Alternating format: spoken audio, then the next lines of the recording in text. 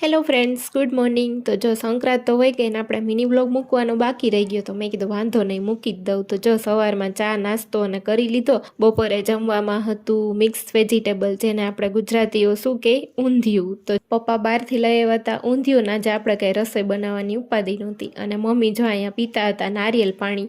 ઉત્તરાયણ હતી તો તમારા આખા ફેમિલીને મારા તરફથી હેપી મકર સંક્રાંતિ. અને અહીંયા જો સલાડ ને બધું મેં કટ કરી લીધું હતું. પછી કટ થઈ ગયું એટલે આપણે પાપડ તળવાના બાકી હતા. તો જો ત્યાર પછી મેં પાપડ પણ તળી લીધા, ને પાપડ તળીને લોટ બાંધી નાખ્યો હતો. તો ફટાફટી મેં બનાવી નાખી રોટલી બની ગઈ એટલે આપણે તો જો આપણી થાળી પીરસી લીધી ને ગરમા ગરમ ઊંધિયું, જેમાં લગભગ બધા જ વેજીટેબલ્સ હતા ને મસ્ત મજાનું હતું. પાપડ, રોટલી, અહીંયા છે સલાડ અને આપણી ઠંડી ઠંડી છાશ. પછી બધાએ કરી લીધી પેટ પૂજા, અને પેટ પૂજા કરીને હું ને પરાગ બંને આવી ગયા હતા અગાસી ઉપર. અગાસી ઉપર આવ્યા ને તો પતંગે પડી હતી મોટી, અને દોરે હતો કેટલો બધો, ખબર નહીં ક્યાંકથી આવી હશે. પછી જો કીધું હાલો ને હવે પતંગ છે તો ઉડાડી જ લઈએ. અને પછી અમે બે જો વારાફરતી પતંગ ઉડાડી લીધી. અને મેં કીધું લાવો હું મારો વિડીયો ઉતારી લે, હું પતંગ ઉડાડી લઉં. તો બધાને એમ થાય ને કે મેં પતંગ ઉડાડીને. જો મારા ઘર સામેથી દેખાય છે દરબારગઢ. વિડીયો ગમ્યો હોય તો લાઇક, શેર ને સબસ્ક્રાઈબ કરવાનું ભૂલતા નહીં. અને ફૂલ વિડીયો જોવો હોય તો આપણી ચેનલમાં આવી ગયો છે.